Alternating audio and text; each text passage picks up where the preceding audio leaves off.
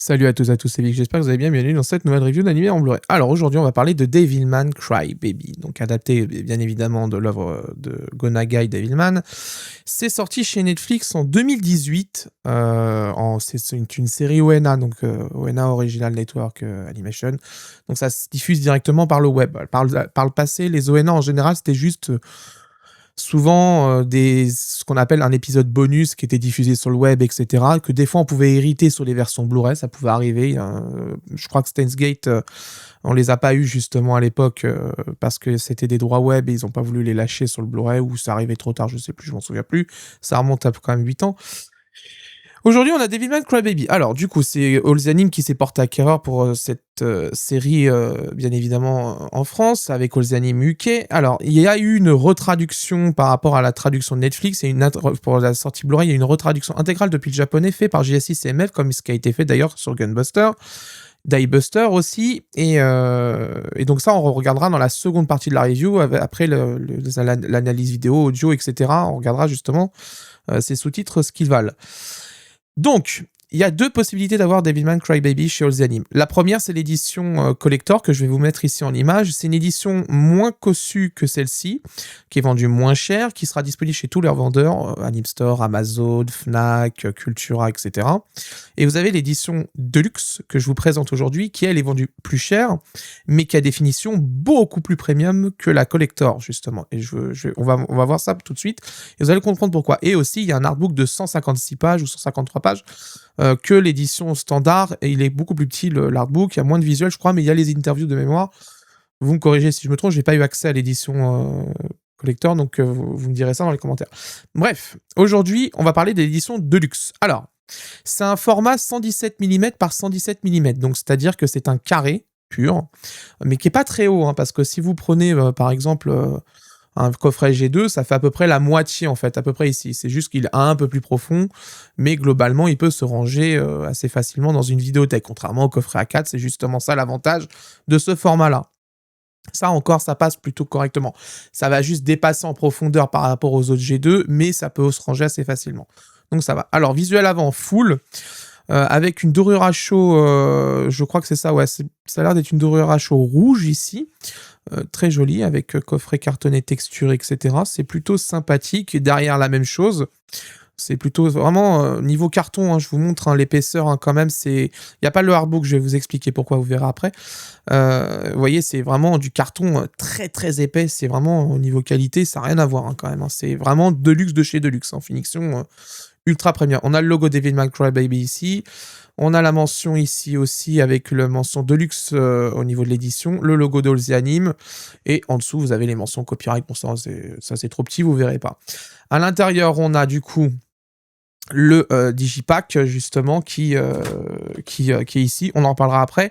Mais vous avez surtout à l'arrière du coffret, vous avez ceci, c'est le flyer. Le voici, le voilà. Devilman Crybaby est une adaptation à couper le souffle du manga Devilman de Go Nagai Kodorak, évidemment, par le réalisateur de Génie Masaki Yuasa, Mind Game Inu, Lou et Lilo Sirène, mais aussi c'est quand même c'est aussi Kaiba, c'est Ping Pong, c'est Radio Waves. J'aurais pu le mettre aussi dans les suggestions. Dedans, vous avez à l'intérieur les épisodes de 1 à 10 en édition Ultimate, avec un livret de 156 pages, le générique de début sans texte. C'est en 1080p HD natif, langage audio VO, japonais avec le français et l'anglais à l'intérieur, 250 minutes au total du programme. C'est bien sûr animé au studio Science Saru, parce que c'est Masaki Yuasa, et c'était une série disponible sur Netflix. Alors la traduction de Netflix, c'était vraiment une catastrophe, hein, je préfère vous le dire. Vraiment. Alors je cache, voilà, le Digipack, je vais le cacher. Vous allez comprendre, parce qu'ici, il y a une paire de boobs. Donc évidemment, je vous le cache, hein, ça c'est sûr et certain. Voici le Mediabook plutôt ici. Donc au niveau carton, c'est d'une épaisseur. Voilà. Vous comprenez pourquoi le tarif maintenant? Voilà, c'est tellement épais que je peux même pas le plier. C'est assez hallucinant. Donc voilà, donc ça c'est la face arrière. Très joli au niveau impression. L'impression elle est impeccable, hein, sans déconner quand vous regardez. C'est chirurgical au niveau impression, c'est vraiment très joli. À l'intérieur, vous avez les disques Blu-ray avec finition, pour supporter les disques vraiment qui soient à fleur de carton. C'est vraiment impeccable. Fixation vraiment premium. Vous tenez ici, vous appuyez un tout petit peu là et hop, ça sort.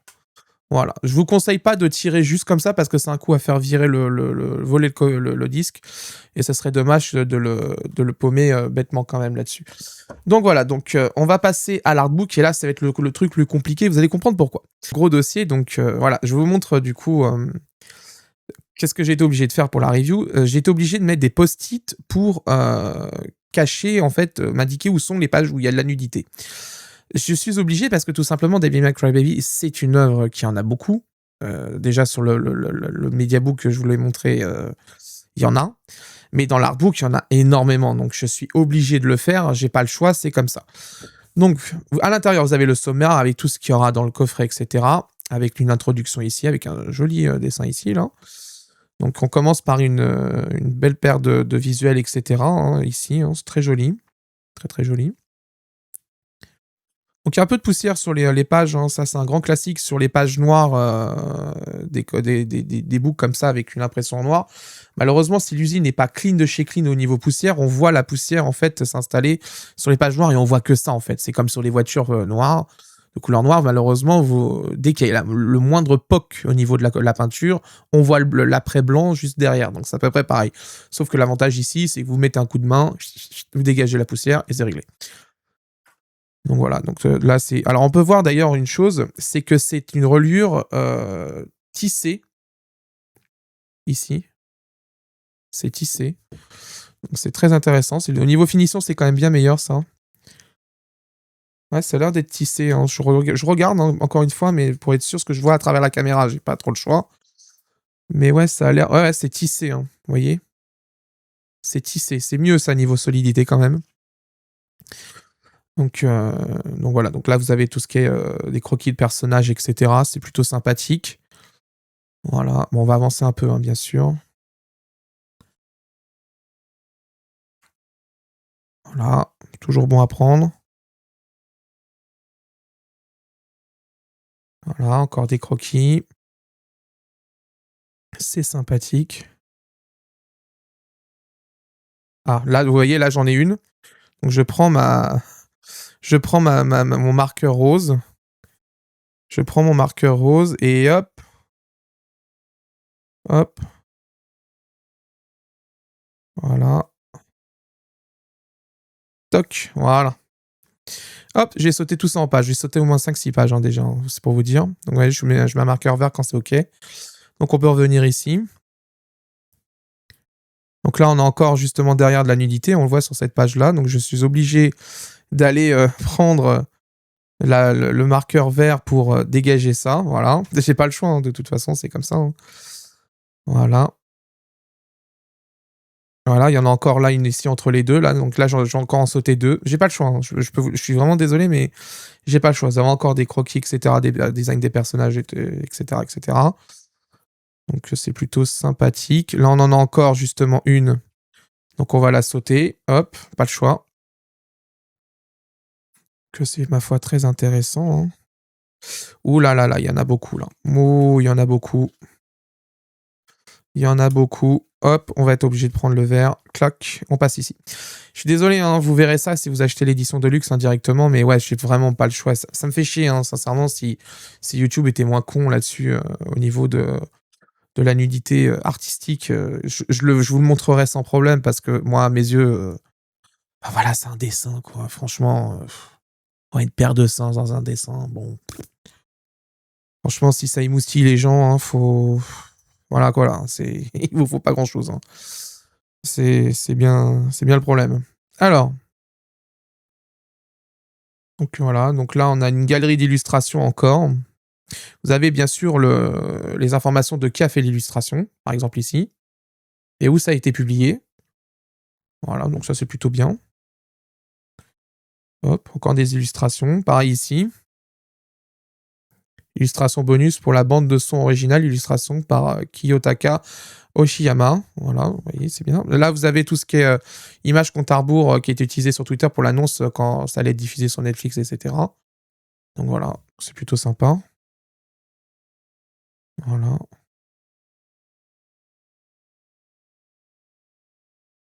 C'est plutôt sympathique.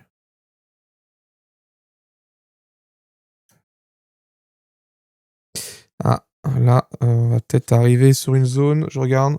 Non, c'est bon. Donc on a encore des galeries d'animation, et cetera. C'est plutôt sympa, hein. C'est plutôt sympa. Là, il y a rien, c'est bon. Là, par contre, on va y arriver. Là, par contre, on va y arriver. Ouais, on va y arriver. Donc hop, je prends mon marqueur vert, toc. Voilà. Voilà, ça c'est fait. Voilà, j'en ai encore justement. Donc là, je suis obligé de prendre mon marqueur vert. J'ai pas le choix. Hop, hop, voilà. J'ai pas le choix, j'ai pas le choix. On a encore des galeries d'animation, et cetera. C'est sympathique. Là, j'en ai encore un. Vous voyez, j'en ai encore un là, ici aussi. Donc là, je prends mon marqueur vert, hop, je passe. Je suis vraiment désolé, hein, ça m'embête de faire ça, mais bon, enfin, c'est je pensais pas qu'il y aurait eu autant, mais bon, je m'en doutais un peu, mais quand même à ce point-là, non, mais malheureusement, YouTube est assez chiant là-dessus, hein. Peut-être que j'ouvrirai une chaîne YouTube, sur la variante, X de YouTube, on ne sait pas, pour les reviews de ce genre. Mais ouais, c'est assez pénible quand même, hein. Franchement, c'est pénible. Voilà, donc là, on a encore une galerie, de background et cetera, de lieux, qui ont été modélisés, pour Devil May Cry Baby. C'est très joli, hein, d'ailleurs. C'est très, très joli.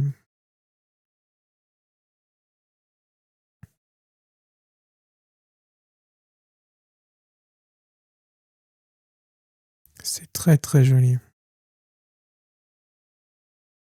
Vraiment, là-dessus, il y a rien à dire. C'est un beau coffret, hein, franchement, là, le taf qui a été fait chez Olzanim, après je pense que c'est basé de mémoire sur le coffret japonais, parce qu'il est je crois il est identique quasiment, mais c'est déjà quand même du bon boulot quand même, mine de rien. Ah, là, j'ai, de la nudité. Alors attention, je regarde. Non, ça va. Là, ça devrait être bon. Donc là, on a une discussion croisée entre Go Nagai et Masaaki Yuasa, donc le réalisateur, de Devil May Cry Baby, et Go Nagai, l'auteur de l'œuvre originale, bien sûr.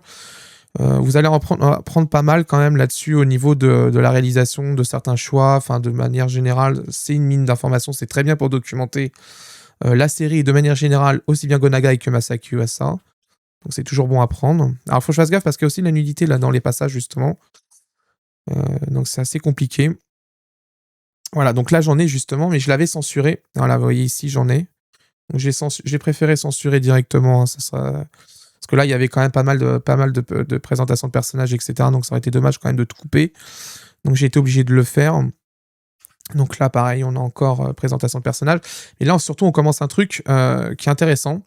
Alors, il y a un entre guillemets, «résumé d'épisode», entre guillemets, enfin, c'est l'histoire. Vous avez le staff qui a bossé dessus, mais c'est surtout qu'en fait, c'est couplé à une page dite checkpoint pour vérifier, expliquer certains choix dans l'animé et surtout pour les comparer, aux l'œuvre du manga. C'est marqué justement, vous voyez, lisons l'œuvre originale et vous voyez, c'est pour reprendre justement certains passages de l'œuvre originale. C'est très intéressant, c'est toujours bon à prendre.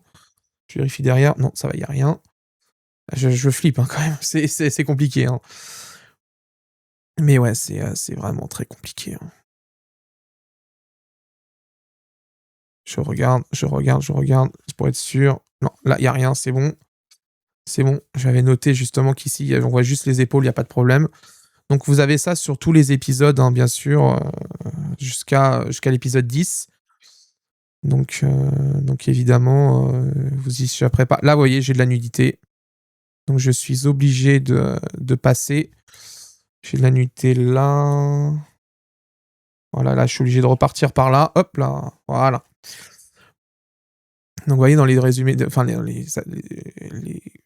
descriptions d'épisodes vraiment précises, il y a aussi la nudité, donc il faut vraiment que j'y fasse très attention là-dessus quand même, hein. Donc voilà. Donc c'est plutôt sympa quand même ce système qui a été fait de une page histoire, staff, présentation des personnages qui sont dedans, le titre de l'épisode, et la partie checkpoint sur la droite, c'est plutôt pas mal quand même, je trouve. C'est plutôt sympathique. Hop, on continue. Voilà, voilà. C'est très très joli.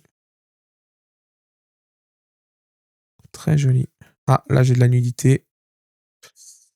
Il faut que je prenne mon marqueur et hop là, on va passer ici. Donc là, on a encore ce qu'on appelle l'animation flash, etc. Vous avez justement là créé du mouvement avec de l'animation flash, responsable de l'animation flash, Abel Gongara. Animation flash avec Eri Kinoshita et Kalin Noguchi. Alors c'est très dur de lire à travers la caméra, je peux vous le garantir. Donc là, vous voyez, ça fait déjà pas mal de pages au niveau justement explication, etc. C'est plutôt pas mal, ça explique pas mal de choses justement sur l'animation de tout ça. Je vérifie qu'il n'y a rien au niveau du nudité. Normalement, j'ai tout bien cloisonné, mais normalement, ça devrait être bon. Là, j'en ai justement. Donc là, pas le choix. Hop. Hop. Pas le choix, je regarde. Ouais, là, on peut. Voilà. Donc là, on a des pages de storyboard. Alors, il y en avait juste avant, mais malheureusement, en nudité aussi. Hein, donc, pas trop le choix, je suis obligé de les cutter. Donc, vous avez une sélection de pages de storyboard d'épisodes 3, 7, 9, normalement, de mémoire. Bon, globalement, c'est des pages de storyboard qui n'ont pas d'annotation. Ça, c'est quand même bien dommage, mais certains trucs sont quand même assez illisibles sur le storyboard. Donc voilà, mais après, c'est un storyboard. Hein. Voilà, c'est un storyboard. Il n'y a pas de secret. Vous avez encore de l'interview du réalisateur de l'animé Masaaki Yuasa. Ici. Donc voilà, donc vous avez pas mal de choses encore à apprendre ici. Tout ça pour documenter justement le réalisateur ou l'auteur ou les animateurs, etc. C'est toujours bon à prendre ce genre de coffret. C'est toujours très intéressant de les lire. Moi, en général, ce que je fais justement, c'est que je regarde l'animé et je les lis. C'est très important justement de les lire. Donc voilà, vous en avez pas mal du contenu édito quand même là-dessus. Vous avez la liste du staff. Alors étrangement, quand même, le staff n'a pas été traduit. En général, Ozianime le fait. Là, ça n'a pas été fait. Peut-être des problèmes de droit ou je sais pas, j'en sais rien. Mais en tout cas, je sais que ce coffret est repris quand même pas mal de l'édition japonaise. Donc voilà. Et vous avez la liste du staff ici. Alors par contre, à noter quand même le traduction XXXX. Ils ont oublié de mettre le traducteur qui a traduit ce livret. C'est quand même bien dommage.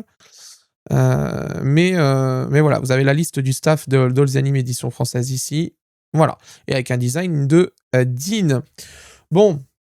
C'est un coffret. Bon, je peux pas le remettre tout de suite parce qu'il va falloir que j'enlève justement tout ce qui est post-it, etc. Donc, vous voyez, c'est un coffret qui est quand même assez joli. C'est vraiment... là, c'est vraiment une édition de luxe. Hein. Les finitions sont ultra premium, etc. Ça, il n'y a pas de problème. C'est dedans. Après, est-ce que... Je crois que c'est vendu dans 99 € de mémoire.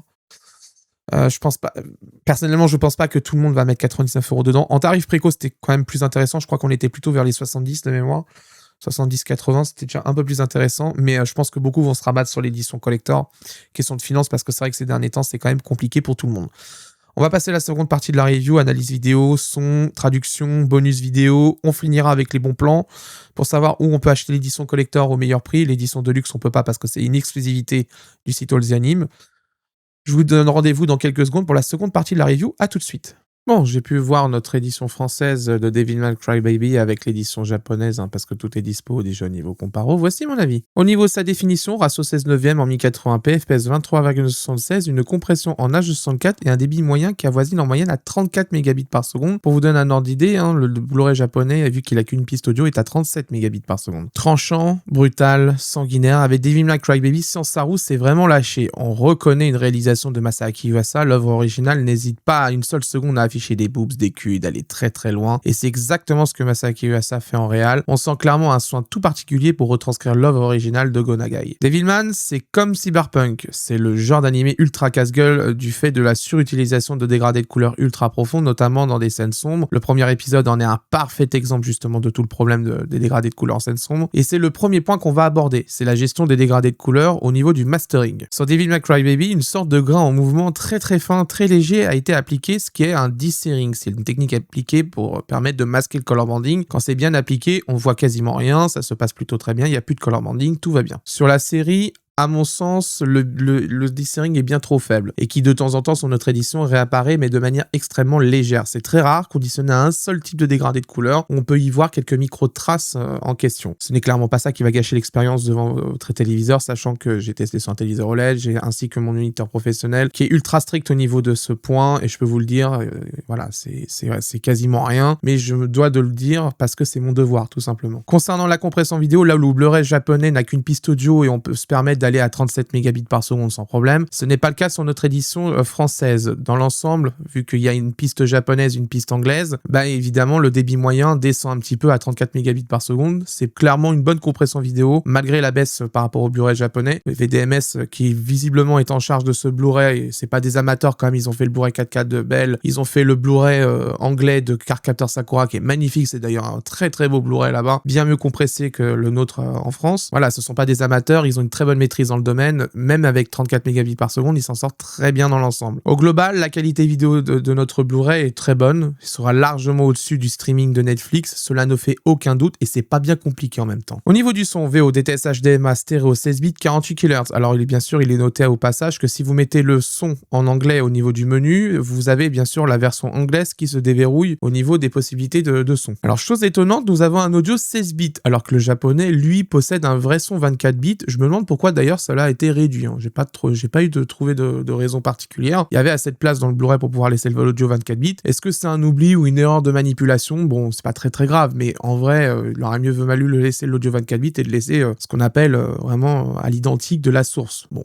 On verra plus tard si jamais ça se reproduit avec VDMS. L'autre détail, l'édition japonaise propose sur chaque épisode un commentaire audio avec différents intervenants. Ce contenu est absent de l'édition française. Alors je me doute bien pourquoi, traduire 10 commentaires audio depuis le japonais, c'est un coût énorme, car il n'y a pas de script de dialogue, donc il faut tout faire à l'oreille par le traducteur. Dommage, ça aurait été cool, mais ça peut s'entendre quand même économiquement. L'audio VO est très bon, le mixage est plutôt convaincant, pas grand chose à dire dessus. Comme vous l'avez vu pendant l'unboxing, la VF est absente, car c'est une VF Netflix, comme d'habitude. Vous le savez, pour les avoir un tarif normal pour les éditeurs, c'est compliqué, ça fait des années que c'est comme ça. J'en ai discuté avec Crunchyroll il y a pas longtemps au sujet de Jojo, j'en ai discuté avec All the Anime plusieurs fois, on en a discuté aussi avec, je crois que c'était mon confrère Animage Day avec Orozoom. Voilà, c'est même des séries que Sony a sorties en DVD ou en Blu-ray, qui étaient dispo aussi sur Netflix avec une VF, ils ont pas intégré la VF, c'est pour vous dire. Donc c'est que il y a vraiment un souci là-dessus, et que si l'ayant droit n'avait pas prévu de conserver les VF au niveau de sa gestion, malheureusement, c'est mort. Au niveau de la traduction, la police d'écriture et la bordure sont un peu trop petites, ça se remarque sur les téléviseurs avec une distance raisonnable, et bien sûr, comme la bordure est un peu trop fine, sur fond blanc, ça peut être un peu difficile quand même à lire. Faut faire attention avec ce genre de détails quand même, ça doit être vu normalement au contrôle qualité quand même, que la bordure est un peu trop petite et que la police est un peu trop petite aussi, quand même, c'est pas très très optimisé. Pour cette sortie Blu-ray, All the Anime a commandé une correction complète des sous-titres faits directement depuis le japonais, car Netflix avait traduit entièrement depuis l'anglais et il y avait des erreurs assez importantes dans la traduction pendant sa diffusion sur la plateforme. Cette nouvelle version a été confiée à GSI CMF, c'est Yohan Jiro, traducteur de classe Romeuse et Elite, je vous en ai déjà parlé, et Elite en duo avec Élise Morin, qui se sont chargés de tout corriger, voire retraduire quand c'est complètement faux. Et il y a eu beaucoup de passages qui ont été retraduits parce qu'il y avait des trucs, c'était absolument obvious que c'était complètement bidon. Le traducteur s'égarait complètement de ce qui était dit dans les dialogues japonais parce qu'il est dépendant de la traduction anglaise. Si la traduction anglaise fait faux, et tout simplement le traducteur français qui traduit depuis l'anglais, il a aussi faux. C'est comme ça, malheureusement, mais c'est le problème des traductions de traduction. Si ta base anglaise n'est pas bonne, de toute façon, un bon traducteur anglais qui n'a aucune connaissance en japonais ne pourra pas faire grand chose de toute façon. Donc c'est sûr qu'il va avoir faux lui aussi. Là, ça a été intégralement corrigé, voire retraduit quand c'était complètement faux. C'est mieux adapté, plus respectueux du sens des dialogues sur les répliques en question. C'est le gros argument de vente de ce coffret. Ça permet enfin d'avoir une bonne traduction cohérente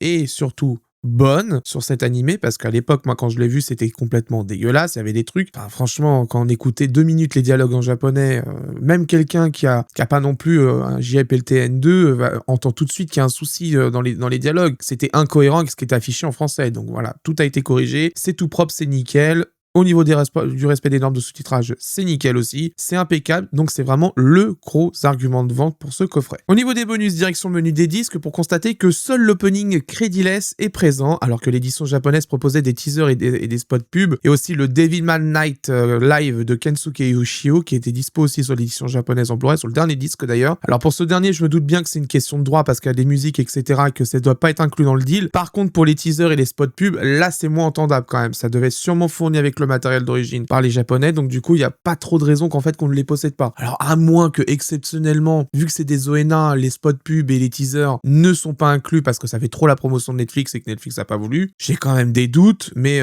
bon, bah écoutez, en tout cas, voilà, il n'y a pas de bonus, hormis le crédit-less, il n'y a pas de teaser, il n'y a pas de spot pub disponible sur notre édition Blu-ray, alors qu'au Japon, ils y sont. On passe aux points positifs et négatifs. Les positifs, les finitions premium. Alors franchement, c'est vraiment un des plus beaux coffrets au niveau des finitions qu'Olzanim a produit. Là, ces derniers temps, quand même, Olzanim nous sort quand même des coffrets très premium, mine de rien, au niveau des finitions. On a eu le coffret de Cyberpunk Edge Runner qui est quand même très conséquent quand même au niveau contenu, édito, impression, qualité de fabrication, etc. C'était vraiment quelque chose. Là, par contre, on passe encore un cap avec du carton texturé, de la dorure à chaud rouge, un digibook vraiment d'une épaisseur, enfin franchement c'est très rare d'en voir des aussi épais, support de disque premium, enfin franchement le livret de 156 pages, tout traduit en plus, c'est vraiment pas mal quand même, il y a quand même pas mal de choses, vraiment les finitions premium et le livret c'est vraiment énorme au niveau argument pour les fans de soit de Masaaki Yuasa, soit de Sansaru, soit de Devilman, soit de Go Nagai. Tout le monde est servi de toute façon, donc quoi qu'il en soit, vous avez dedans la meilleure façon d'acquérir l'œuvre en fait. L'édition de luxe est clairement l'édition qui est réservée aux ultra fans, soit du studio, soit du réalisateur, soit de Go Nagai. Donc clairement, c'est vraiment le coffret ultime pour avoir Devilman Crybaby, ça ne fait aucun doute. Alors bien sûr, il est plus petit que le japonais, et heureusement parce que franchement ça aurait été un format